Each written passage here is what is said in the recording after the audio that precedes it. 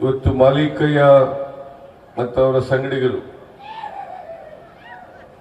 ಮಾಲಿಕಯ್ಯನವರು ಪ್ರದೇಶ ಕಾಂಗ್ರೆಸ್ ಸಮಿತಿನಲ್ಲಿ ಮತ್ತೆ ಕಾಂಗ್ರೆಸ್ ಪಕ್ಷಕ್ಕೆ ಸೇರ್ಪಡೆಯಾಗಿದ್ದಾರೆ. ಮತ್ತೆ ಅವರ ಸಹಪಾಠಿಗಳು, ಅವರ ಹಿಂಬಾಲಕರು, ಅವರು ಕೂಡ ಇವತ್ತು ಬಿಜೆಪಿಯನ್ನು ತೊರೆದು ಕಾಂಗ್ರೆಸ್ ಪಕ್ಷವನ್ನು ಸೇರಿದ್ದಾರೆ. ಅವರೆಲ್ಲರಿಗೂ ಕೂಡ ಹೃತ್ಪೂರ್ವಕವಾಗಿ ಪಕ್ಷಕ್ಕೆ ಸ್ವಾಗತ ಮಾಡ್ತೇನೆ ಅಂತಕ್ಕಂಥ ಮಾತುಗಳನ್ನು ಹೇಳಲಿಕ್ಕೆ ಬಯಸ್ತಾ ಇದ್ದೇನೆ. ಅಫಜಲ್ಪುರದಲ್ಲಿ MY ಪಾಟೀಲ್ರು ಸಿಟ್ಟಿಂಗ್ MLA,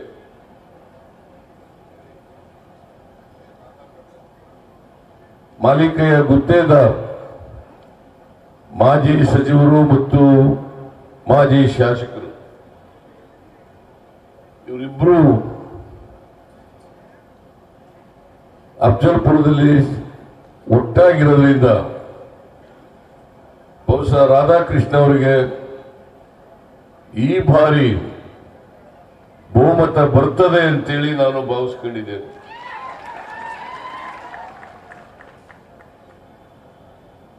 ಇವರೆಲ್ಲರ ಸೇರ್ಪಡೆಯಿಂದ ಕಾಂಗ್ರೆಸ್ ಪಕ್ಷಕ್ಕೆ ಶಕ್ತಿ ಬಂದಿದೆ. ಈಗ ನನಗಿರ್ತಕ್ಕಂಥ ಮಾಹಿತಿ ಪ್ರಕಾರ ಗುಲ್ಬರ್ಗದಲ್ಲಿ 100 ರಾಧಾಕೃಷ್ಣ ಅವರು ಈ ಸಾರಿ ಗೆದ್ದು ಲೋಕಸಭೆಗೆ ಹೋಗ್ತಾರೆ ಅಂತಕ್ಕಂಥ ಮಾಹಿತಿ ಇದೆ.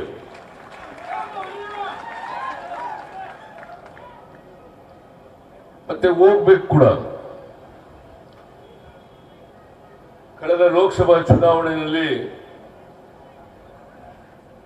ರಾಷ್ಟ್ರೀಯ ನಾಯಕರಾದಂಥ ಮಲ್ಲಿಕಾರ್ಜುನ ಖರ್ಗೆ ಅವರನ್ನ ಸೋಲಿಸಿದ್ರು. ಇದರಿಂದ ಅವ್ರಿಗೇನು ನಷ್ಟ ಆಗಲಿಲ್ಲ.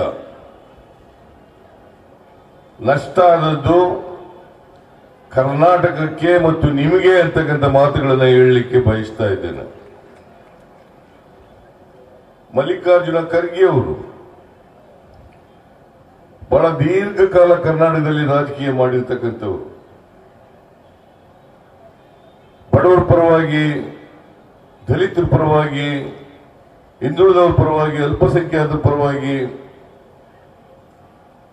ರೈತರ ಪರವಾಗಿ ಬಹಳಷ್ಟು ಹೋರಾಟಗಳನ್ನು ಮಾಡಿ ಅವರಿಗೆ ನ್ಯಾಯ ಕೊಡಿಸ್ತಕ್ಕಂಥ ಪ್ರಯತ್ನವನ್ನ ಮಾಡಿದ್ದಾರೆ. ಮತ್ತೆ ಕರ್ನಾಟಕದ ಧ್ವನಿಯಾಗಿ ಇವತ್ತು ಲೋಕಸಭೆಯಲ್ಲಿ, ರಾಜ್ಯಸಭೆಯಲ್ಲಿ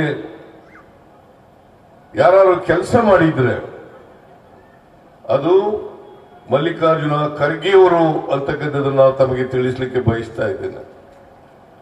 ಒಂದು ವೇಳೆ ಈ ಭಾಗದಲ್ಲಿ ಅವರು ಇಲ್ಲದೆ ಹೋಗಿದ್ರೆ, ಧರ್ಮಸಿಂಗ್ ಇಲ್ಲದೆ ಹೋಗಿದ್ರೆ, ಆರ್ಟಿಕಲ್ 371J ಇವತ್ತು ಅಸ್ತಿತ್ವಕ್ಕೆ ಬರ್ತಾ ಇರಲಿಲ್ಲ. ಅದರಿಂದ ಇವತ್ತು ಕಲಬುರಗಿ ವಿಭಾಗದ ಜನರು ಅನೇಕ ವಿಶೇಷ ಸೌಲಭ್ಯಗಳನ್ನು ಪಡ್ಕೊಳ್ಳಲಿಕ್ಕೆ ಸಾಧ್ಯ ಆಗಿದೆ. ಇವತ್ತು ಡಾಕ್ಟರ್ಗಳಾಗಿದ್ರೆ, ಇಂಜಿನಿಯರ್ಗಳಾಗಿದ್ರೆ, ಟೀಚರ್ಗಳಾಗಿದ್ರೆ, ಪ್ರೊಫೆಸರ್ಗಳಾಗಿದ್ರೆ ಅದಕ್ಕೆ 371J ಕಾರಣ ಅಂತಕ್ಕಂಥದ್ದನ್ನು ಇವತ್ತು ನಾವು ಮರೀಲಿಕ್ಕೆ ಸಾಧ್ಯ ಇಲ್ಲ. ಯಾಕಂತಂದ್ರೆ ಬಿಜೆಪಿಯವರು ಹಿಂದೆ ವಾಜಪೇಯಿ ಅವರು ಪ್ರಧಾನಮಂತ್ರಿ ಆಗಿರುವಾಗ ಅದ್ವಾನಿಯವರು ಡೆಪ್ಟಿ ಪ್ರೈಮ್ ಮಿನಿಸ್ಟರ್ ಆಗಿದ್ರು ಮತ್ತು ಗೃಹ ಸಚಿವರಾಗಿದ್ರು. ಅವರಿಗೆ SM ಕೃಷ್ಣ ಅವರು ಪತ್ರ ಬರೆದರು, 371J ಮಾಡಿಕೊಡಿ ಅಂತೇಳಿ ಪತ್ರ ಬರೆದರು. ಅದಕ್ಕೆ ಉತ್ತರ ಏನ್ ಕೊಟ್ಟರು ಗೊತ್ತಾ? ಆಗಲ್ಲ. ಯಾರು ಹೇಳಿದ್ದು ಇದನ್ನ? ಯಾರು ಹೇಳಿದ್ದು? ಮಿಸ್ಟರ್ ಅದ್ವಾನಿ. ಬಿಜೆಪಿಯ ದೊಡ್ಡ ನಾಯಕರು,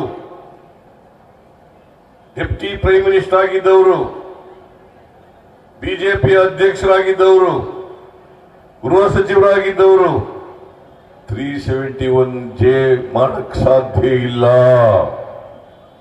ಮಾಡಿದ್ರೆ ದೇಶದ ಬೇರೆ ಭಾಗಗಳಲ್ಲೂ ಕೂಡ ಕೇಳ್ತಾರೆ, ಅದಕ್ಕೋಸ್ಕರವಾಗಿ ಮಾಡಕ್ಕಾಗಲ್ಲ. ಇದನ್ನ ಮಲ್ಲಿಕಾರ್ಜುನ ಖರ್ಗೆ ಅವರು ಒತ್ತಡ ಹಾಕಿ ಮನಮೋಹನ್ ಸಿಂಗ್ ಅವರು ಪ್ರಧಾನಮಂತ್ರಿ ಆಗಿರುವಾಗ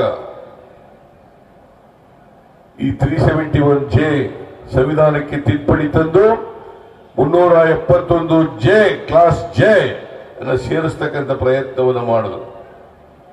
ಆ ಸಂದರ್ಭದಲ್ಲಿ ನಮ್ಮ ಸರ್ಕಾರ ಇತ್ತು. ನಾನು ಎಚ್ ಕೆ ಪಾಟೀಲ್ ಅವರ ಅಧ್ಯಕ್ಷತೆಯಲ್ಲಿ ಒಂದು ಕಮಿಟಿಯನ್ನು ಮಾಡಿ ಆ ಕಮಿಟಿಯ ವರದಿಯನ್ನ ಯಥಾವತ್ತಾಗಿ ಒಪ್ಪಿಕೊಂಡದ್ರಿಂದ ಇವತ್ತು 371 ನಿಮ್ಮೆಲ್ಲರಿಗೂ ಕೂಡ ಸಿಕ್ಕಿದೆ ಅಂತಕ್ಕಂಥ ಮಾತುಗಳನ್ನ ಹೇಳಲಿಕ್ಕೆ ಬಯಸ್ತಾ ಇದ್ದೇನೆ. ಇದನ್ನ ನೀವ್ಯಾರು ಕೂಡ ಮರಿಬಾರದು.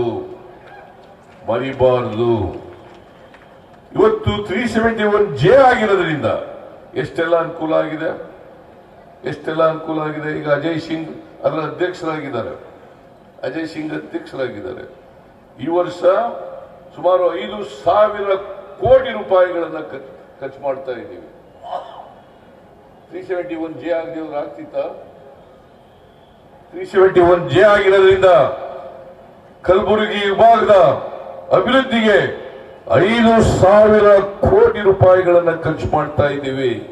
ಇದು ನಿಮ್ ತಲೆಯಲ್ಲಿರಲಿ ಅಂತಕ್ಕಂಥ ಮಾತುಗಳನ್ನ ಹೇಳಲಿಕ್ಕೆ ನಾನು ಇಚ್ಛೆ ಪಡ್ತಾ ಇದ್ದೇನೆ. ನರೇಂದ್ರ ಮೋದಿ ಅವರು ಅಧಿಕಾರಕ್ಕೆ ಬಂದು 10 ವರ್ಷಗಳಾಯಿತು.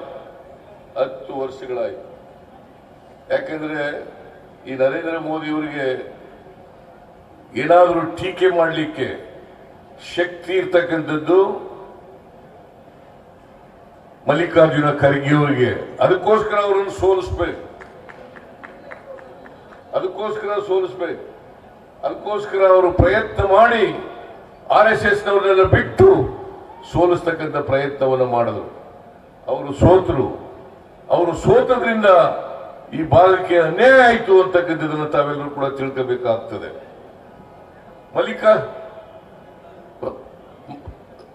ನಮ್ಮ ನರೇಂದ್ರ ಮೋದಿ ಅವರು 2014ರಲ್ಲಿ ಈ ದೇಶದ ಪ್ರಧಾನಮಂತ್ರಿ ಆದರು. 2014ರ ಲೋಕಸಭೆ ಚುನಾವಣೆಯಲ್ಲಿ ಏನೆಲ್ಲ ಭರವಸೆಗಳು ಕೊಟ್ಟಿದ್ರು ಆ ಭರವಸೆಗಳನ್ನ ಈಡೇರಿಸಿದಾರ ಅಂತಕ್ಕಂಥದ್ದನ್ನ ತಾವೊಮ್ಮೆ ನೋಡಬೇಕು. ವಿದೇಶದಲ್ಲಿ ಕಪ್ಪು ಹಣ ಇದೆ. 100 ದಿನಗಳಲ್ಲಿ ಆ ಕಪ್ಪು ಹಣ ತಂದು ಪ್ರತಿಯೊಬ್ಬರ ಅಕೌಂಟಿಗೆ 15 ಲಕ್ಷ ಹಾಕ್ತೀನಿ ಅಂತ ಹೇಳಿದ್ರು. ಹಾಕಿದ್ರೆ ಅಂದ್ರೆ ಹಾಕ್ಲಿಲ್ಲ. ನೀವು ಮಾತಾಡೋದಿಲ್ಲ, ಹೆಂಗೆ ಗೊತ್ತಾಗತ್ತೆ ನಮ್ಗೆ? 15 ಲಕ್ಷ ಹಾಕಿರ್ಬೇಕು. ಹಾಗಾದ್ರೆ 15 ಲಕ್ಷ ಹಾಕ್ಲಿಲ್ಲ. ನಿರುದ್ಯೋಗವನ್ನು ಹೋಗಲಾಡಿಸ್ಲಿಕ್ಕೋಸ್ಕರ ಈ ದೇಶದ ಯುವತಿಯರಿಗೆ ಭರವಸೆಯನ್ನ ಕೊಟ್ಟರು. ವರ್ಷಕ್ಕೆ 2 ಕೋಟಿ ಉದ್ಯೋಗಗಳನ್ನು ಸೃಷ್ಟಿ ಮಾಡ್ತೇನೆ. 2 ಕೋಟಿ ಉದ್ಯೋಗಗಳನ್ನು ಸೃಷ್ಟಿ ಮಾಡ್ತೇನೆ. 10 ವರ್ಷ ಆಯ್ತು ನರೇಂದ್ರ ಮೋದಿ ಅವರೇ. 20 ಕೋಟಿ ಉದ್ಯೋಗಗಳನ್ನು ಸೃಷ್ಟಿ ಮಾಡಬೇಕಾಗಿತ್ತು. ಇಲ್ಲಿವರೆಗೆ 20 ಲಕ್ಷ ಉದ್ಯೋಗವನ್ನು ಸೃಷ್ಟಿ ಮಾಡಲಿಲ್ಲ. ಆ ಯುವಕರು ಕೆಲಸ ಕೊಡಿ ಅಂತ ಕೇಳಿದಾಗ ಇದೇ ನರೇಂದ್ರ ಮೋದಿ ಅವರು ದೇಶದ ಪ್ರಧಾನಮಂತ್ರಿ ಅಂತಕ್ಕಂಥದ್ದನ್ನು ಕೂಡ ಮರೆತು ಬೇಜವಾಬ್ದಾರಿಯಿಂದ ಪಕೋಡ ಮಾರಕ್ ಹೋಗಿ ಬೋಂಡಾ ಮಾರಕ್ ಹೋಗಿ ಅಂತ ಹೇಳಿದ್ರು.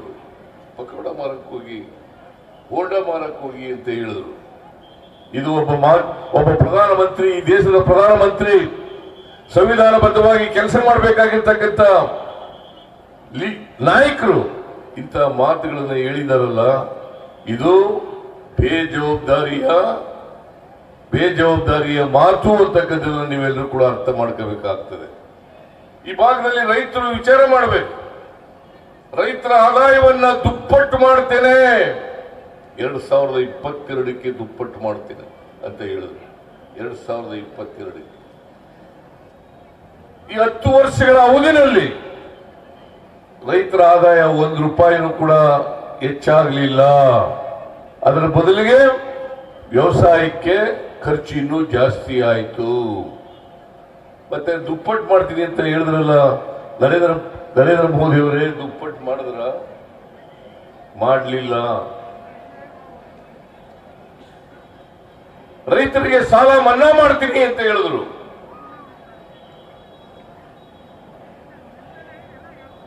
ರೈತರಿಗೆ ಏನು MSP ಕೊಡ್ತಾ ಇದ್ದಾರೆ, ಮಿನಿಮಮ್ ಸಪೋರ್ಟ್ ಪ್ರೈಸ್, ಅದಕ್ಕೆ ಕಾನೂನು ಮಾಡಿ ಅಂತ ರೈತರು ಚಳವಳಿ ಮಾಡ್ತಾ ಇದ್ದಾರೆ. ಇವತ್ತವರಿಗೆ ಕಾನೂನನ್ನ ಮಾಡಲಿಕ್ಕೆ ಸಾಧ್ಯ ಆಗಲಿಲ್ಲ. ರೈತರ ಸಾಲ ಮನ್ನಾ ಮಾಡಬೇಕು ಅಂತಂದ್ರೆ ಮಾಡಲಿಲ್ಲ. ಆದ್ರೆ ಅವರು ಮಾಡಿದಂತ ರೈತರು ಯಾರು ಸಾಲ ಮನ್ನಾ ಮಾಡೋರು ಈ ದೇಶದಲ್ಲಿ ಅಂತಂದ್ರೆ ಬಂಡವಾಳ ಶಾಹಿಗಳು, ಕೈಗಾರಿಕೋದ್ಯಮಿಗಳು. ಅವರು ಸಾಲ 16 ಲಕ್ಷ ಕೋಟಿ ರೂಪಾಯಿಗಳನ್ನ ಸಾಲ ಮನ್ನಾ ಮಾಡಿದ್ರು. 16 ಲಕ್ಷ ಕೋಟಿ ಸಾಲ ಮನ್ನಾ ಮಾಡಿದ್ರು. ರೈತರ ಸಾಲ ಮನ್ನಾ ಮಾಡಿದ್ರೆ ದೇಶ ಆರ್ಥಿಕವಾಗಿ ದಿವಾಳಿಯಾಗಿ ಹೋಗ್ತದೆ ಅಂತ ಹೇಳಿದ್ರು. ಆದ್ರೆ ಶ್ರೀಮಂತರ ಸಾಲ ಮನ್ನಾ ಮಾಡಿದ್ರು. ಇದನ್ನ ನೀವು ಅರ್ಥ ಮಾಡ್ಕೋಬೇಕು. ಈ ನರೇಂದ್ರ ಮೋದಿ ಅವರು ಯಾರ ಪರವಾಗಿದ್ದಾರೆ?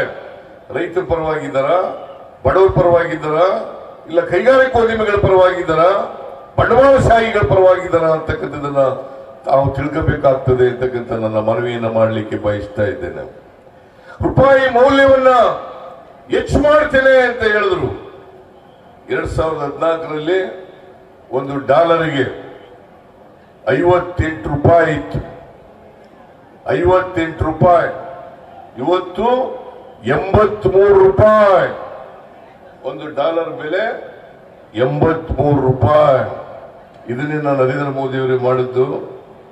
ಅಗತ್ಯ ವಸ್ತುಗಳ ಬೆಲೆಗಳೆಲ್ಲ ಇಳಿಸ್ಬಿಡ್ತೀನಿ, ಅಚ್ಚೇ ದಿನ ಹೇಗ ಅಂತ ಹೇಳಿದ್ರು. ಒಳ್ಳೆಯ ದಿನಗಳು ಬಂದ್ಬಿಡ್ತವೆ. ಬಿಜೆಪಿ ಬಂದ್ಬಿಟ್ಟಿದೆ. ಬಿಜೆಪಿ ಬಂದ್ರೆ ಎಲ್ಲ ಅಗತ್ಯ ವಸ್ತುಗಳ ಬೆಲೆಗಳೆಲ್ಲ ಇಳಿತವೆ ಅಂತ ಹೇಳಿದ್ರು. ಇವು ಯಾವುದಾದ್ರೂ ಒಂದು ಜಾರಿ ಮಾಡಿದಾರ? ಯಾವುದಾದ್ರೂ ಒಂದು? ನರೇಂದ್ರ ಮೋದಿ ಅವರು ನಾವು ಗ್ಯಾರಂಟಿ ಯೋಜನೆಗಳನ್ನು ಜಾರಿ ಮಾಡಿದ ಮೇಲೆ ಕಳೆದ ವಿಧಾನಸಭಾ ಚುನಾವಣೆಯಲ್ಲಿ ರಾಜಸ್ಥಾನದಲ್ಲಿ ಭಾಷಣ ಮಾಡ್ತಾ ಹೇಳಿದ್ರು, ಗ್ಯಾರಂಟಿ ಯೋಜನೆಗಳನ್ನು ಜಾರಿ ಮಾಡಲಿಕ್ಕೆ ಸಾಧ್ಯ ಇಲ್ಲ. ಒಂದು ವೇಳೆ ಜಾರಿ ಮಾಡದೇ ಆದ್ರೆ ಕರ್ನಾಟಕ ಆರ್ಥಿಕವಾಗಿ ದಿವಾಳಿ ಆಗ್ಬಿಡ್ತದೆ ಅಂತ ಹೇಳಿದ್ರು. ನರೇಂದ್ರ ಮೋದಿಜಿ, ಈಗಾಗಲೇ ನಾವು 8 ತಿಂಗಳಲ್ಲಿ ಎಲ್ಲ ಗ್ಯಾರಂಟಿ ಯೋಜನೆಗಳನ್ನು ಜಾರಿ ಮಾಡಿದ್ದೀವಿ. ಎಲ್ಲ ಗ್ಯಾರಂಟಿ ಯೋಜನೆಗಳನ್ನು ಜಾರಿ ಮಾಡಿದ್ದೀವಿ. ಅದಕ್ಕೋಸ್ಕರ 36,000 ಕೋಟಿ ರೂಪಾಯಿಗಳನ್ನು ಖರ್ಚು ಮಾಡಿ ಮುಂದಿನ ವರ್ಷಕ್ಕೆ ಅಂದ್ರೆ ಈ 24-25 ಬಜೆಟ್ ನಲ್ಲಿ 52,009 ಕೋಟಿ ರೂಪಾಯಿಗಳನ್ನ ಈ ಗ್ಯಾರಂಟಿ ಯೋಜನೆಗಳಿಗೆ ಜಾರಿ ಮಾಡಲಿಕ್ಕೋಸ್ಕರ ಇಟ್ಟಿದ್ದೇವೆ. ಬಿಜೆಪಿಯವರು ಹೇಳ್ತಾರೆ, ಬಿಜೆಪಿಯವರು ಸುಳ್ಳು ಪ್ರಚಾರವನ್ನು ಮಾಡ್ತಾ ಇದ್ದಾರೆ. ಪಾರ್ಲಿಮೆಂಟ್ ಎಲೆಕ್ಷನ್ ಆದ್ಮೇಲೆ ಗ್ಯಾರಂಟಿ ಯೋಜನೆಗಳನ್ನು ನಿಲ್ಲಿಸ್ಬಿಡ್ತಾರೆ. ಬಿಜೆಪಿಯವರಿಗೆ ನಾನು ಹೇಳ್ತೀನಿ, ಈ ಸುಳ್ಳು ಹೇಳೋದನ್ನು ಬಿಡಿ. ಜನ ನಂಬಲ್ಲ. ನೀವು ಸುಳ್ಳುಗಾರರು ಅಂತೇಳಿ ಜನಗಳಿಗೆ ಗೊತ್ತಾಗಿದೆ. ಯಾಕಂದ್ರೆ ಈ ದೇಶ ಸ್ವಾತಂತ್ರ್ಯ ಆದ್ಮೇಲೆ ಅನೇಕ ಜನ ಪ್ರೈಮ್ ಮಿನಿಸ್ಟರ್ಗಳಾಗಿದ್ದಾರೆ. ಅವ್ರು ಯಾರು ಕೂಡ ಈ ನರೇಂದ್ರ ಮೋದಿಯಷ್ಟು ಸುಳ್ಳು ಹೇಳಲಿಲ್ಲ. ಯಾರಾದರೂ ಹೆಚ್ಚು ಸುಳ್ಳು ಹೇಳ್ತಕ್ಕಂಥ ಪ್ರಧಾನಮಂತ್ರಿ ಇದ್ರೆ ಅದು ನರೇಂದ್ರ ಮೋದಿ ಅವರು ಅಂತಕ್ಕಂಥದ್ದನ್ನು ತಿಳ್ಕೋಬೇಕಾಗ್ತದೆ. ಈ ಬಿಜೆಪಿ ಇದೆಯಲ್ಲ, ಇದೊಂದು ಸುಳ್ಳಿನ ಫ್ಯಾಕ್ಟರಿ. ಸುಳ್ಳನ್ನು ತಯಾರು ಮಾಡೋದು ಇದು ಸುಳ್ಳಿನ ಫ್ಯಾಕ್ಟರಿ. ಇವ್ರ ಮನೆ ದೇವರೇ ಸುಳ್ಳು. ಬಿಜೆಪಿ ಅವ್ರ ಮನೆ ದೇವರೇ ಸುಳ್ಳು. ಇವರು ನಮ್ಮ ಗ್ಯಾರಂಟಿಗಳು ಪಾರ್ಲಿಮೆಂಟ್ ಎಲೆಕ್ಷನ್ ಆದ್ಮೇಲೆ ನಿಲ್ಲಿಸ್ಬಿಡ್ತೀವಿ ಅಂತ ಹೇಳಿದ್ರಲ್ಲ, ನಾನು ಇವತ್ತು ನಿಮಗೆ ಭರವಸೆಯನ್ನು ಕೊಡ್ತೇನೆ. ಕಾಂಗ್ರೆಸ್ ಯಾವತ್ತೂ ಕೂಡ ಕೊಟ್ಟ ಮಾತಿಗೆ ತಪ್ಪಿಸ್ಗಳಲ್ಲ. ಕೊಟ್ಟ ಮಾತಿನಂತೆ ನಡೀತೀವಿ. ನಾವು ಬಸವಾದಿ ಶರಣರ ಮಾತುಗಳಲ್ಲಿ ನಂಬಿಕೆ ಇಟ್ಕೊಂಡಿರ್ತಕ್ಕಂಥವ್ರು, ಅವರ ಕ್ರಿಯೆಗಳಲ್ಲಿ ನಂಬಿಕೆ ಇಟ್ಕೊಂಡಿರ್ತಕ್ಕಂಥವ್ರು, ಅವರ ಆದರ್ಶಗಳ ಮೌಲ್ಯಗಳಲ್ಲಿ ನಂಬಿಕೆ ಇಟ್ಕೊಂಡಿರ್ತಕ್ಕಂಥವ್ರು. ಅದಕ್ಕೋಸ್ಕರನೇ ವಿಶ್ವಗುರು ಬಸವಣ್ಣನವರನ್ನ ಸಾಂಸ್ಕೃತಿಕ ನಾಯಕ ಅಂತೇಳಿ ಮಾಡಿ ಎಲ್ಲ ಸರ್ಕಾರಿ ಕಚೇರಿಗಳಲ್ಲಿ, ಎಲ್ಲ ಶಾಲೆಗಳಲ್ಲಿ, ಎಲ್ಲ ಅನುದಾನಿತ ಶಾಲೆಗಳಲ್ಲಿ ಬಸವಣ್ಣನವರ ಫೋಟೋ ಇಡಬೇಕು ಅಂತೇಳಿ ತೀರ್ಮಾನ ಮಾಡಿದ್ದೀವಿ. ಯಡಿಯೂರಪ್ಪನವರು ಮಾಡಿದ್ರ? ಬಸವರಾಜ ಬೊಮ್ಮಾಯಿ ಅವರು ಮಾಡಿದ್ರ? ಬಸವಣ್ಣವರನ್ನ ಸಾಂಸ್ಕೃತಿಕ ನಾಯಕ ಅಂತ ಮಾಡಿದ್ರೆ ಅಂದ್ರೆ ಮಾಡಿರಲಿಲ್ಲ. ಯಾಕಂತಂದ್ರೆ ನಮಗೆ ಬಸವಾದಿ ಶರಣರ ಆದರ್ಶಗಳಲ್ಲಿ ನಂಬಿಕೆ ಇಟ್ಕೊಂಡಿರ್ತಕ್ಕಂಥವ್ರು ಕಾಂಗ್ರೆಸ್ ಪಕ್ಷದವರು. ಇವತ್ತು 5 ಗ್ಯಾರಂಟಿ ಯೋಜನೆಗಳಾದಂತಹ ಶಕ್ತಿ ಯೋಜನೆ ಅದನ್ನ ಜಾರಿ ಮಾಡಿದ್ದೀವಿ. ಸುಮಾರು 195 ಕೋಟಿ ಮಹಿಳೆಯರು 195 ಕೋಟಿ ಮಹಿಳೆಯರು ಫ್ರೀಯಾಗಿ ಸರ್ಕಾರಿ ಬಸ್ಗಳಲ್ಲಿ ಪ್ರಯಾಣ ಮಾಡಿದ್ದಾರೆ. 195 ಕೋಟಿ. ಯಾವುದಾದ್ರೂ ಇಡೀ ದೇಶದಲ್ಲಿ ಯಾವುದಾದ್ರೂ ರಾಜ್ಯದಲ್ಲಿ ಫ್ರೀ ಬಸ್ ಪ್ರಯಾಣ ಮಾಡ್ತಕ್ಕಂಥದ್ದನ್ನ ಮಾಡಿದಾರ? ಯಾರು ಯಾವ್ದಾದ್ರು ರಾಜ್ಯದಲ್ಲಿ ಮಾಡಿದ್ದಾರೆ ಅಂದ್ರೆ ಮಾಡಿಲ್ಲ. ಆ ದುಡ್ಡೆಲ್ಲ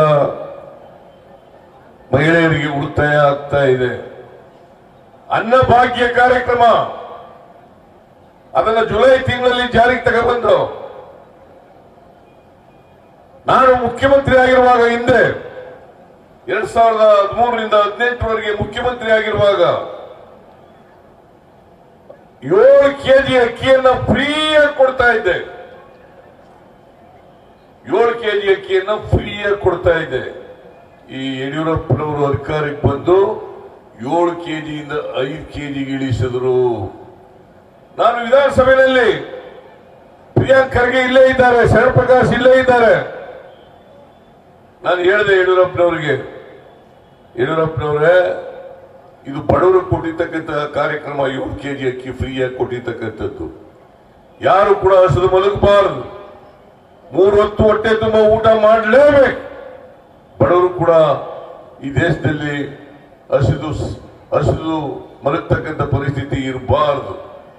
ಅದಕ್ಕೋಸ್ಕರ 7 ಕೆಜಿ ಬೇಡ್ರಿ, 7 ಕೆಜಿ ಕಡಿಮೆ ಮಾಡಬೇಡ್ರಿ ಅಂತ ಪರಿಪರಿಯಾಗಿ ರಿಕ್ವೆಸ್ಟ್ ಮಾಡಿದ್ರು ಕೂಡ ಯಡಿಯೂರಪ್ಪನವರು ಮಾಡಲಿಲ್ಲ. ಮಾಡಿದ್ರ? ಅದಕ್ಕೆ ನಾನು ಡಿ.ಕೆ. ಶಿವಕುಮಾರ್,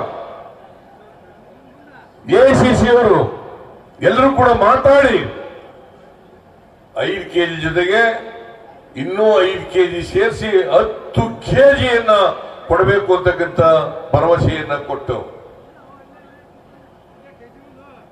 ನಾವು ಅಕ್ಕಿ ಕೊಂಡ್ಕೊಳ್ಳಿಕ್ಕೋಸ್ಕರ ದುಡ್ಡು ಕೊಡ್ತೀವಿ, ಅಕ್ಕಿ ಕೊಡ್ರಿ ಅಂತೇಳಿ ಫುಡ್ ಕಾರ್ಪೊರೇಷನ್ ಆಫ್ ಇಂಡಿಯಾದವರು ಕೊಡ್ಲಿಲ್ಲ. ಯಾಕಂತಂದ್ರೆ ನರೇಂದ್ರ ಮೋದಿ ಅವರ ಸರ್ಕಾರ ಅಕ್ಕಿ ಕೊಡಬೇಡಿ ಅಂತ ಹೇಳಿದ್ರು. ಅದಕ್ಕೋಸ್ಕರವಾಗಿ ಅವರು ಕೊಡ್ಲಿಲ್ಲ. ನರೇಂದ್ರ ಮೋದಿ ಅವರ ಸರ್ಕಾರ ಬಡವರಿಗೆ ಅಕ್ಕಿ ಕೊಡ್ತೀವಿ ಕೊಡ್ರಿ, ದುಡ್ಡು ಕೊಡ್ತೀವಿ ಕೊಡ್ರಿ ಅಂತಂದ್ರೆ ಅಕ್ಕಿ ಕೊಡಬಾರ್ದಾಗ ಮಾಡಿಬಿಟ್ರು.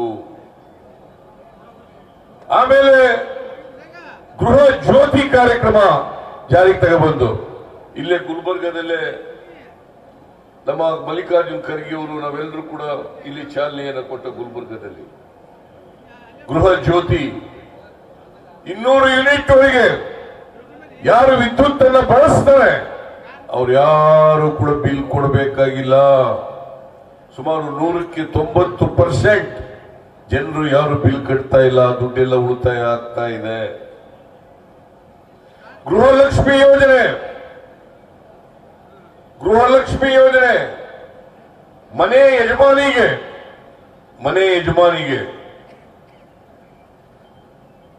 ತಿಂಗಳಿಗೆ 2,000 ರೂಪಾಯಿ ವರ್ಷಕ್ಕೆ 24,000 ರೂಪಾಯಿ ಕೊಡ್ತಕ್ಕಂಥದ್ದು. ಇದು 2,000 ರೂಪಾಯಿ ಉಳಿತಾಯ ಆಗತ್ತೆ. ಯುವ ನಿಧಿ ಕಾರ್ಯಕ್ರಮ ಯಾರು 2022-23ರಲ್ಲಿ ಪಾಸ್ ಆಗಿ ನಿರುದ್ಯೋಗಿಗಳಾಗಿದ್ದಾರೆ ಅಂತ ಪದವೀಧರ ನಿರುದ್ಯೋಗಿಗಳಿಗೆ ತಿಂಗಳಿಗೆ 3,000 ರೂಪಾಯಿ, ಡಿಪ್ಲೊಮಾ ಹೋಲ್ಡರ್ಸ್ಗೆ 1,500 ರೂಪಾಯಿ ಇದನ್ನ ಕೂಡ ಜಾರಿಗೆ ಕೊಟ್ಟು ಒಟ್ಟು ಇವತ್ತು ಒಂದು ತಿಂಗಳಿಗೆ 5,000 to 6,000 ರೂಪಾಯಿ, ಒಂದು ತಿಂಗಳಿಗೆ 5,000 to 6,000 ರೂಪಾಯಿ ಒಂದು ಕುಟುಂಬಕ್ಕೆ ಸೇರ್ತದೆ. ನರೇಂದ್ರ ಮೋದಿಜಿ 10 ವರ್ಷಗಳಲ್ಲಿ ಇಂಥ ಒಂದು ಕಾರ್ಯಕ್ರಮ ನೀವು ಮಾಡಿದ್ದೀರಾ? ಇಂಥ ಗ್ಯಾರಂಟಿಗಳನ್ನ ಮಾಡಿದ್ದೀರಾ? ನರೇಂದ್ರ ಮೋದಿ ಅವರು ಈಗ ಗ್ಯಾರಂಟಿಗಳನ್ನ ಅಪಹಾಸ್ಯ ಮಾಡ್ತಾ ಇದ್ದವರು ನಮ್ಮ ಗ್ಯಾರಂಟಿಗಳನ್ನೇ ಹೈಜಾಕ್ ಮಾಡಿಬಿಟ್ಟಿದ್ದಾರೆ, ಕದ್ದು ಬಿಟ್ಟಿದ್ದಾರೆ. ಈಗ ಮೋದಿ ಗ್ಯಾರಂಟಿ ಅಂತ ಹೇಳ್ತಾ ಇದ್ದಾರೆ. ಇವತ್ತಿನವರೆಗೆ ಅವರು ಕೊಟ್ಟಿರ್ತಕ್ಕಂಥ ಯಾವ ಭರವಸೆಯನ್ನು ಕೂಡ ಈಡೇರಿಸಲಿಲ್ಲ. ಬಡವರಿಗೆ, ದಲಿತರಿಗೆ, ಹಿಂದುಳಿದವರಿಗೆ, ಅಲ್ಪಸಂಖ್ಯಾತರಿಗೆ ಯಾವತ್ತೂ ಕೂಡ ಅವರಿಗೆ ಆರ್ಥಿಕವಾಗಿ, ಸಾಮಾಜಿಕವಾಗಿ ಶಕ್ತಿ ತುಂಬತಕ್ಕಂಥ ಕೆಲಸವನ್ನ ಮಾಡಿಲ್ಲ. ಇದು ಇವತ್ತು ನೀವು ಚರ್ಚೆ ಮಾಡಬೇಕಾಗಿರ್ತಕ್ಕಂಥದ್ದು. ಕಳೆದ ಲೋಕಸಭಾ ಚುನಾವಣೆಯಲ್ಲಿ 25 ಜನ ಗೆದ್ದೋದ್ರು. ಇಲ್ಲಿ ಜಾಧವ್ ಅನ್ನೋರು ಗೆದ್ರು. ಈ ಲೋಕಸಭಾ ಚುನಾವಣೆಯಲ್ಲಿ, ಕಳೆದ ಲೋಕಸಭಾ ಚುನಾವಣೆಯಲ್ಲಿ ಜಾಧವ್ ಅನ್ನೋರು ಗೆದ್ರು. ಇವತ್ತು ಕರ್ನಾಟಕಕ್ಕೆ ದೊಡ್ಡ ಅನ್ಯಾಯ ಆಗಿದೆ. ಈ ಜಾಧವ್ ಅವರು ಯಾವತ್ತಾರು ಕೂಡ ಬಾಯಿ ಬಿಟ್ಟಿದ್ದಾರ? ಹೇಳಿ ನೋಡೋಣ. ನಿಮ್ ಪರವಾಗಿ, ಕರ್ನಾಟಕದ ಜನರ ಪರವಾಗಿ, ಕನ್ನಡಿಗರ ಪರವಾಗಿ ಒಂದು ದಿನ ಬಾಯಿ ಬಿಟ್ಟಿದ್ದಾರೆ ಅಂದ್ರೆ ಮತ್ತೆ ಯಾಕೆ ಹೋಗ್ಬೇಕು ಅವರು ಲೋಕಸಭೆಗೆ? ನಿಮ್ ಪರವಾಗಿ ಧ್ವನಿಯಂತೆ ಹೋದ್ರೆ, ಕರ್ನಾಟಕದ ಪರವಾಗಿ ಧ್ವನಿಯಂತೆ ಹೋದ್ರೆ ಲೋಕಸಭೆಯಲ್ಲಿದ್ದು ಅವರಿಂದ ಪ್ರಯೋಜನ ಏನಾಗ್ತದೆ? ಮತ್ತೆ ಇಂಥ ಬಾಯಿ ಬಿಡದೇ ಇರತಕ್ಕಂಥ ಲೋಕಸಭಾ ಸದಸ್ಯರನ್ನ ಮತ್ತೆ ಕಳಿಸ್ತೀರಾ? ಯೋಚನೆ ಮಾಡಿ. ನೀವು ಮತ್ತೆ ಕಳಿಸ್ತೀರಾ ಅವರನ್ನ? ದಯಮಾಡಿ ನಿಮ್ಮಲ್ಲಿ ಕೈ ಜೋಡಿಸಿ ಪ್ರಾರ್ಥನೆಯನ್ನ ಮಾಡ್ತೇನೆ. ಜಾಧವ್ ಅವರನ್ನ, ಬಾಯಿ ಬಿಡದೆ ಅವರನ್ನ ಮತ್ತೆ ಲೋಕಸಭೆ ಕಳಿಸಬೇಡಿ. ರಾಧಾಕೃಷ್ಣ ಅವರನ್ನ ಆಶೀರ್ವಾದ ಮಾಡಿ ಅವರನ್ನು ಲೋಕಸಭೆಗೆ ಕಳಿಸಿಕೊಡ್ಬೇಕು ಅಂತೇಳಿ ನಿಮ್ಮ ಅತ್ಯಂತ ಕಳಕಳಿಯಿಂದ ಪ್ರಾರ್ಥನೆಯನ್ನು ಮಾಡಲಿಕ್ಕೆ ಬಯಸ್ತಾ ಇದ್ದೇನೆ. ನಾವು ಗೆದ್ದ ಮೇಲೆ ಕರ್ನಾಟಕಕ್ಕೆ ಆಗಿರ್ತಕ್ಕಂಥ ಅನ್ಯಾಯವನ್ನು ಪಾರ್ಲಿಮೆಂಟ್ ನಲ್ಲಿ ಪ್ರಸ್ತಾಪ ಮಾಡಿ ನ್ಯಾಯಕ್ಕಾಗಿ ಹೋರಾಟವನ್ನು ಮಾಡುತ್ತೇವೆ. ಅದಕ್ಕೋಸ್ಕರ ಕಾಂಗ್ರೆಸ್ ಗೆಲ್ಲೇಬೇಕು. ಇವತ್ತು ಕರ್ನಾಟಕಕ್ಕೆ ನರೇಂದ್ರ ಮೋದಿ ಅವರು, ಅಮಿತ್ ಶಾ ಅವರು, ನಿರ್ಮಲಾ ಸೀತಾರಾಮನ್ ಅವರು, ನಡ್ಡಾ ಅವರು ಮಲತಾಯಿ ಧೋರಣೆಯನ್ನು ತೋರಿಸಿದ್ದಾರೆ. ತೆರಿಗೆ ಹಂಚಿಕೆಯಲ್ಲಿ ಅನ್ಯಾಯ, 15ನೇ ಹಣಕಾಸು ಆಯೋಗ ಶಿಫಾರಸು ಮಾಡಿರ್ತಕ್ಕಂಥದನ್ನ ಜಾರಿ ಮಾಡಲಿಲ್ಲ. ವಿಶೇಷ ಅನುದಾನವನ್ನು ಶಿಫಾರಸು ಮಾಡಿದ್ರು ಕೂಡ ಇವತ್ತವರಿಗೆ ಕೊಡಲಿಲ್ಲ. 5,495 ಕೋಟಿ ವಿಶೇಷವಾಗಿ ಗ್ರಾಂಟ್ಸ್ ಅನ್ನ ಕೊಟ್ಟಿದ್ರು 15ನೇ ಹಣಕಾಸಿನ ಆಯೋಗ. ಬೆಂಗಳೂರಿನ ಪೆರಿಫೆರಲ್ ರಿಂಗ್ ರೋಡ್ಗೆ 3,000 ಕೋಟಿ ರೂಪಾಯಿಗಳನ್ನು ಕೊಟ್ಟಿದ್ರು. ಬೆಂಗಳೂರಿನಲ್ಲಿರ್ತಕ್ಕಂಥ ಕೆರೆಗಳ ಅಭಿವೃದ್ಧಿಗೆ 3,000 ರೂಪಾಯಿ ಕೊಟ್ಟಿದ್ರು. ಒಟ್ಟು 11,495 ಕೋಟಿ ರೂಪಾಯಿಗಳನ್ನ ಕರ್ನಾಟಕಕ್ಕೆ ಕೊಡಲಿಲ್ಲ.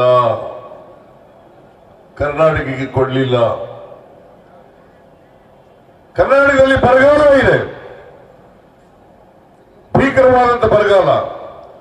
240 ತಾಲೂಕುಗಳಲ್ಲಿ 223 ತಾಲೂಕುಗಳನ್ನ ಬರಗಾಲ ಅಂತ ಘೋಷಣೆ ಮಾಡಿದ್ದೀವಿ. ನಾವು 18,171 ಕೋಟಿ ರೂಪಾಯಿಗಳನ್ನು ಕೇಳಿದ್ದೀವಿ. 48,000 ಹೆಕ್ಟೇರ್ ಪ್ರದೇಶದಲ್ಲಿ ಬೆಳೆ ಹಾನಿ ಆಯಿತು. ಸುಮಾರು 35,000 ಕೋಟಿ ರೂಪಾಯಿ ನಷ್ಟ ಆಯಿತು. ಸೆಪ್ಟೆಂಬರ್ನಲ್ಲಿ ನಾವು ಮನವಿಯನ್ನು ಕೊಟ್ಟು ಅಕ್ಟೋಬರ್ನಲ್ಲಿ ಕೇಂದ್ರದ ತಂಡ ಬಂತು.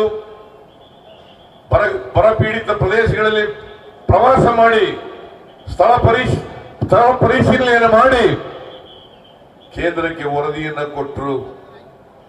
ನಮ್ಮ ಪ್ರಿಯಾಂಕರಿಗೆ ಕೃಷ್ಣ ಬೈರೇಗೌಡ, ಸ್ವಾಮಿ ಡೆಲ್ಲಿ ಕಳಿಸಿಕೊಟ್ಟೆ. ನಾನು ಸಂಬಂಧಪಟ್ಟಂತ ಮಂತ್ರಿಗಳನ್ನ ಭೇಟಿ ಮಾಡಿ ಅವರಿಗೆ ಕರ್ನಾಟಕದ ಪರಿಸ್ಥಿತಿಯನ್ನು ವಿವರಿಸಿ ನಮಗೆ ಪರಿಹಾರ ಕೊಡಿಸ್ತಕ್ಕಂಥ ಪ್ರಯತ್ನವನ್ನ ನೀವು ಮಾಡಬೇಕು ಅಂತೇಳಿ ಕಳಿಸಿಕೊಟ್ಟೆ. ಜಪ್ಪಯ್ಯ ಅಂದ್ರೂ ಕೂಡ ₹1 ಕೊಡ್ಲಿಲ್ಲ. ಜಪ್ಪಯ್ಯ ಅಂದ್ರೂ ಕೊಡ್ಲಿಲ್ಲ. ಡಿಸೆಂಬರ್ 19ನೇ ತಾರೀಕು ನಾನೇ ಸ್ವತಃ ಪ್ರೈಮ್ ಮಿನಿಸ್ಟರ್ ಭೇಟಿ ಮಾಡಿದೆ. ಅವ್ರು ಹೇಳಿದ್ರು, ಇಲ್ಲ ಸಿದ್ದರಾಮಯ್ಯನವರೇ, ನಾನು ಕೂಡಲೇ ಸಂಬಂಧಪಟ್ಟಂತ ಮಂತ್ರಿಗಳಿಗೆ ಮಾತಾಡಿ ಅದನ್ನ ಪರಿಹಾರವನ್ನು ನೀಡ್ತಕ್ಕಂಥಕ್ಕೆ ಪ್ರಯತ್ನ ಮಾಡ್ತೇನೆ ಅಂತಕ್ಕಂಥ ಮಾತುಗಳು ಹೇಳಿದ್ರು. ಡಿಸೆಂಬರ್ 20ನೇ ತಾರೀಕು ನಾನು ಕೃಷ್ಣ ಬೈರೇಗೌಡ ಅಮಿತ್ ಶಾ ಅವರನ್ನು ಭೇಟಿ ಮಾಡಿದ್ರು. ಅಮಿತ್ ಶಾ ಅವರು ಹೇಳಿದ್ರು, ಡಿಸೆಂಬರ್ 23ನೇ ತಾರೀಕಿಗೆ ಐಪವರ್ ಕಮಿಟಿ ಮೀಟಿಂಗ್ ಕರೆದಿದ್ದೇನೆ. ಡಿಸೆಂಬರ್ 23ಕ್ಕೆ ಐಪವರ್ ಕಮಿಟಿ ಮೀಟಿಂಗ್ ಕರೆದಿದ್ದೇನೆ. ಅವತ್ತು ಇತ್ಯರ್ಥ ಮಾಡ್ತೇನೆ, NDRF ನಿಂದ ನಿಮಗೆ ಬರಬೇಕಾಗಿರ್ತಕ್ಕಂಥ ಪರಿಹಾರವನ್ನು ಕೊಡ್ತೇನೆ ಅಂತ ಹೇಳಿದ್ರು. ಮಿಸ್ಟರ್ ಅಮಿತ್ ಶಾ ಇವತ್ತಿನವರೆಗೆ ಒಂದು ಮೀಟಿಂಗ್ ಮಾಡಲಿಲ್ಲ. ಯಾಕಂತಂದ್ರೆ ಕರ್ನಾಟಕದವ್ರ ಬಗ್ಗೆ ಅವರಿಗೆ ಗೌರವ ಇಲ್ಲ. ಪರಿಹಾರವನ್ನು ಕೊಡಬಾರದು ಕರ್ನಾಟಕಕ್ಕೆ ಅಂತೇಳಿ 7 ತಿಂಗಳಾದ್ರೂ ಕೂಡ ನಾವು ಮನವಿ ಸಲ್ಲಿಸಿ ಇವತ್ತಿನವರಿಗೆ ಕೊಡ್ಲಿಲ್ಲ. ಅನಿವಾರ್ಯವಾಗಿ ನಾವು ಕೋರ್ಟ್ ಮೆಟ್ಲನ್ನು ಹತ್ತಬೇಕಾಯ್ತು, ಸುಪ್ರೀಂ ಕೋರ್ಟ್ ಮೆಟ್ಲನ್ನು ಹತ್ತಬೇಕಾಯ್ತು.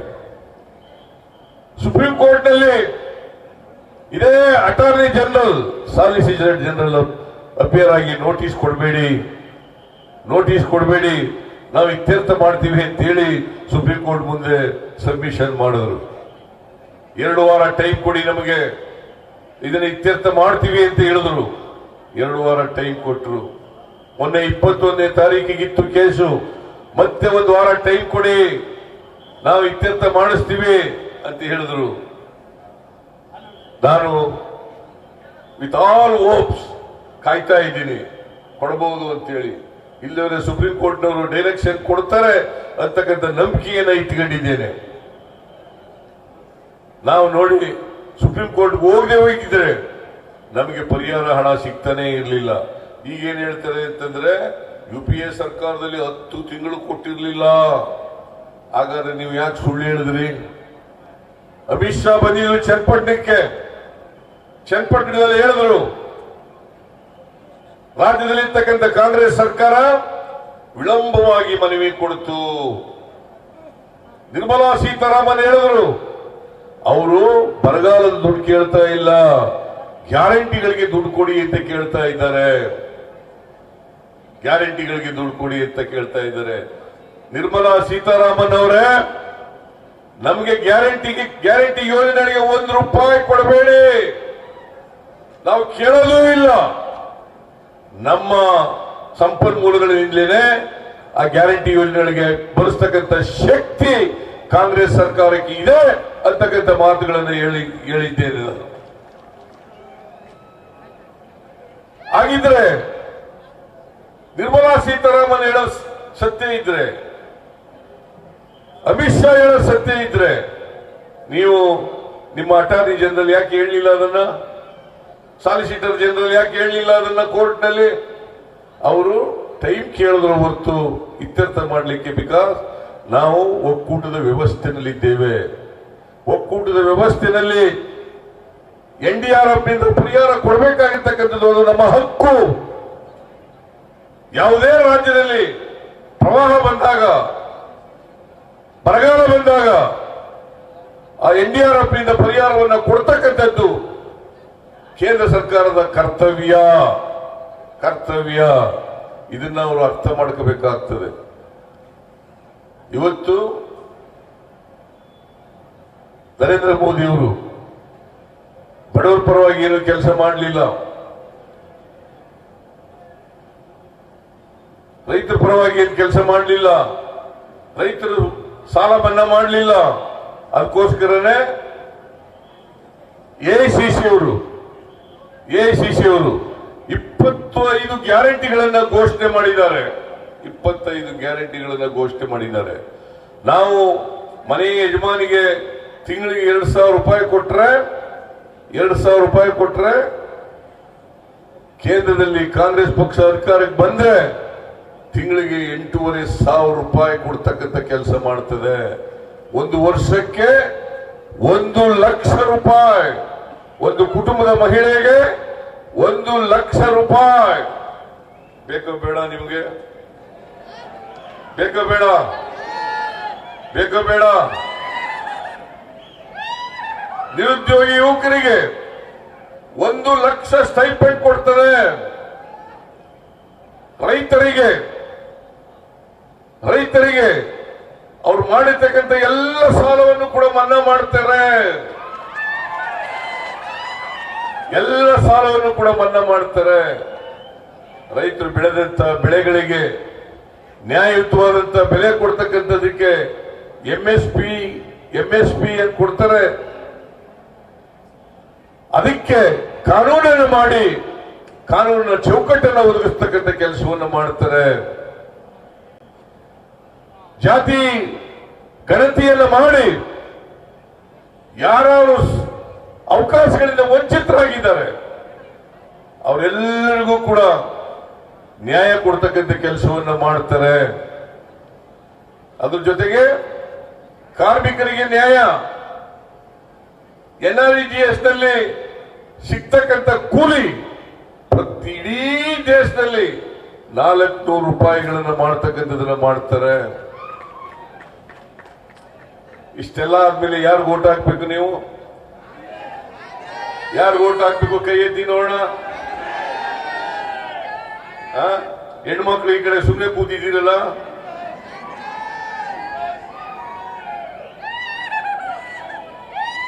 ಓಟ್ ಹಾಕ್ತೀರಲ್ಲ, ಮೆಜಾರಿಟಿ ಕೊಡ್ತೀರಿ ಅಲ್ವಾ?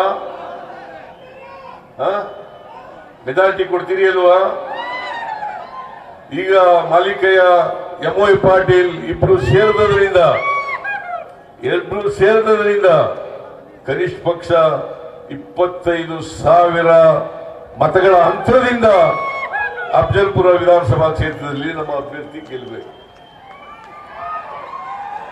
ರಾಧಾಕೃಷ್ಣ ಅವರು ಅತ್ಯಂತ ಸೌಮ್ಯ ಸ್ವಭಾವದ ವ್ಯಕ್ತಿ, ಜನರ ಜೊತೆ ಇದ್ದು ಕೆಲಸ ಮಾಡ್ತಕ್ಕಂಥ ವ್ಯಕ್ತಿ, ಬಡವರು, ರೈತರು, ದಲಿತರು, ಹಿಂದುಳಿದವರು ಅವ್ರ ಪರವಾಗಿ ಕೆಲಸ ಮಾಡ್ತಕ್ಕಂಥ ವ್ಯಕ್ತಿ. ಇಂಥ ವ್ಯಕ್ತಿಯನ್ನ ಪಾರ್ಲಿಮೆಂಟ್ಗೆ ತಾವೆಲ್ಲ ಕಳಿಸಿಕೊಡ್ಬೇಕು. ಈ ಸಾರಿ ನಿಮ್ಮ ಧ್ವನಿಯಾಗಿ ಅವರು ಅಲ್ಲಿ ಪಾರ್ಲಿಮೆಂಟ್ ನಲ್ಲಿ ಕೆಲಸ ಮಾಡ್ತಾರೆ ಅಂತಕ್ಕಂಥ ಮಾತುಗಳನ್ನ ಹೇಳಲಿಕ್ಕೆ ಬಯಸ್ತಾ ಇದ್ದೇನೆ. ಇವತ್ತು ಸಂವಿಧಾನ ಅಪಾಯದಲ್ಲಿದೆ, ಪ್ರಜಾಪ್ರಭುತ್ವ ಅಪಾಯದಲ್ಲಿದೆ. ಸಂವಿಧಾನವನ್ನು ಉಳಿಸಬೇಕಾದ್ರೆ ಬಾಬಾ ಸಾಹೇಬ್ ಅಂಬೇಡ್ಕರ್ ಅವರು ರಚನೆ ಮಾಡಿರ್ತಕ್ಕಂಥ ಸಂವಿಧಾನ, ಆ ಸಂವಿಧಾನವನ್ನು ಉಳಿಸಬೇಕಾದ್ರೆ ಕಾಂಗ್ರೆಸ್ ಗೆಲ್ಲೇಬೇಕು. ಪ್ರಜಾಪ್ರಭುತ್ವ ಈ ದೇಶದಲ್ಲಿ ಉಳಿಬೇಕಾದ್ರೆ ಕಾಂಗ್ರೆಸ್ ಗೆಲ್ಲೇಬೇಕು. ಅದನ್ನು ಮಾಡ್ತೀರಿ ಅಲ್ವಾ? ಸಂವಿಧಾನ ಉಳಿದ್ರೆ ನಾವೆಲ್ಲ ಉಳಿಲಿಕ್ಕೆ ಸಾಧ್ಯ ಆಗ್ತದೆ. ಸಂವಿಧಾನ ಉಳಿದ್ರೆ ನಾವೆಲ್ಲ ಉಳಿತೀವಿ. ಪ್ರಜಾಪ್ರಭುತ್ವ ಉಳಿದ್ರೆ ನಿಮ್ಮ ಎಲ್ಲ ಹಕ್ಕುಗಳನ್ನು ರಕ್ಷಣೆ ಮಾಡಲಿಕ್ಕೆ ಸಾಧ್ಯ ಆಗ್ತದೆ. ಅವಕಾಶಗಳಿಂದ ವಂಚಿತರಾಗಿರ್ತಕ್ಕಂಥ ಜನರಿಗೆ ನ್ಯಾಯ ಕೊಡಲಿಕ್ಕೆ ಸಾಧ್ಯ ಆಗ್ತದೆ. ಅದಕ್ಕೋಸ್ಕರ ಸಂವಿಧಾನ ಮತ್ತು ಪ್ರಜಾಪ್ರಭುತ್ವ ಉಳಿಸತಕ್ಕಂಥ ಜವಾಬ್ದಾರಿ ನಿಮ್ಮ ಮೇಲಿದೆ ಈ ಚುನಾವಣೆ. ಅದಕ್ಕೋಸ್ಕರ ಕಾಂಗ್ರೆಸ್ ಪಕ್ಷಕ್ಕೆ ತಾವೆಲ್ಲರೂ ಕೂಡ ಆಶೀರ್ವಾದ ಮಾಡಿ ನಮ್ಮ ಅಭ್ಯರ್ಥಿಯನ್ನು ಗೆಲ್ಲಿಸಬೇಕು ಅಂತಕ್ಕಂಥ ಮಾತುಗಳನ್ನು ಹೇಳಲಿಕ್ಕೆ ಬಯಸ್ತೇನೆ. ಬಿಜೆಪಿ ಪಕ್ಷ ಅಧಿಕಾರಕ್ಕೆ ಬಂದು 10 ವರ್ಷಗಳಾಯ್ತು. ನಾನು ಈ ಭಾಗದ ಬೀದರ್, ಗುಲ್ಬರ್ಗ ಮತ್ತೆ ಯಾದಗಿರಿ ಈ ಭಾಗದಲ್ಲಿರ್ತಕ್ಕಂಥ ಗೋಂಡಾ ಸಮಾಜ, ಮತ್ತೆ ಕುರುಬರು ಅವರಿಬ್ರು ಒಂದೇನೆ. ಅದಕ್ಕೋಸ್ಕರ ನೀವು ST ಸೇರಿಸಬೇಕು ಅಂತೇಳಿ ರಾಜ್ಯ ಸರ್ಕಾರ ಶಿಫಾರಸು ಮಾಡಿದೆ. ಹಾಗೇನೆ ಕೋಲಿ ಸಮಾಜ ಎಷ್ಟು ವರ್ಷ ಆಯ್ತು ಬಾಬುರಾವ್? 2 ಸಾರಿ ಶಿಫಾರಸು ಮಾಡಿ ಕಳಿಸಿದ್ದೀನಿ. 10 ವರ್ಷ ಆಯ್ತು. ಯಾವತ್ತಾರು ಜಾಧವ್ ಕೋಲಿ ಸಮಾಜನ ST ಸೇರಿಸಿ ಅಂತ ಆರ್ಗ್ಯುಮೆಂಟ್ ಮಾಡಿದಾರ, ಪ್ರಸ್ತಾಪ ಮಾಡಿದಾರ? ಇಲ್ಲಿ ಬಂದು ಸುಳ್ಳು ಹೇಳಿದ್ರು. ನಮ್ಮ ಪಕ್ಷ ಅಧಿಕಾರಕ್ಕೆ ಬಂದ್ರೆ ಇವರನ್ನ STಗೆ ಸೇರಿಸ್ತಕ್ಕಂಥ ಪ್ರಾಮಾಣಿಕ ಪ್ರಯತ್ನವನ್ನ ನಾವು ಮಾಡ್ತೇವೆ ಅಂತಕ್ಕಂಥ ಮಾತುಗಳನ್ನ ಹೇಳಲಿಕ್ಕೆ ಬಯಸ್ತಾ ಇದ್ದೇನೆ.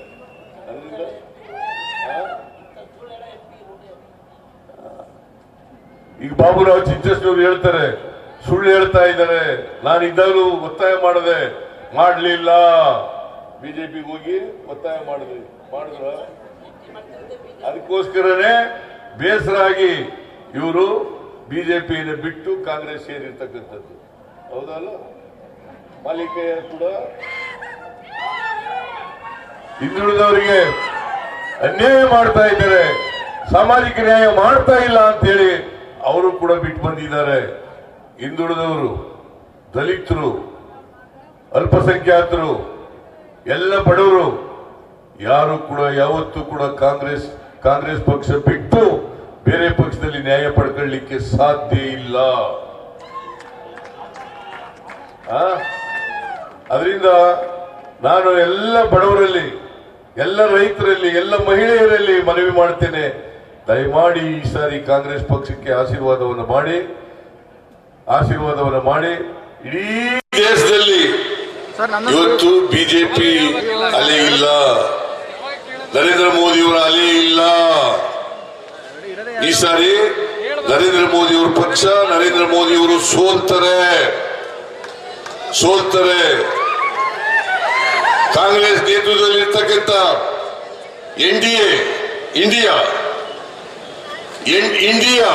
ಕಾಂಗ್ರೆಸ್ ನೇತೃತ್ವದಲ್ಲಿರ್ತಕ್ಕಂಥ ಇಂಡಿಯಾ, ಮಲ್ಲಿಕಾರ್ಜುನ ಖರ್ಗೆ ಅವರ ಅಧ್ಯಕ್ಷರು, ಆ ಇಂಡಿಯಾ ಮತ್ತು ಬೇರೆ ಪಕ್ಷಗಳು ಸೇರಿ ಈ ಸಾರಿ ಕೇಂದ್ರದಲ್ಲಿ ಅಧಿಕಾರಕ್ಕೆ ಬಂದೇ ಬರ್ತದೆ ಅಂತಕ್ಕಂಥ ಮಾತುಗಳನ್ನ ಹೇಳಲಿಕ್ಕೆ ಬಯಸ್ತಾ ಇದ್ದಾರೆ.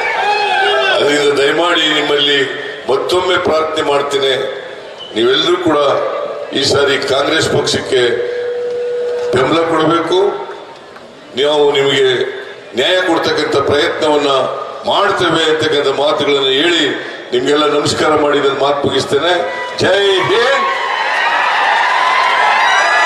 ಜೈ ಕರ್ನಾಟಕ, ಜೈ ಕಾಂಗ್ರೆಸ್, ಜೈ ಕಾಂಗ್ರೆಸ್, ಜೈ ಕಾಂಗ್ರೆಸ್. ನ್ಯೂಸ್ ಫಸ್ಟ್, ನಿರ್ಭೀತಿಯಿಂದ ನಿಮ್ಮ ಪರವಾಗಿ.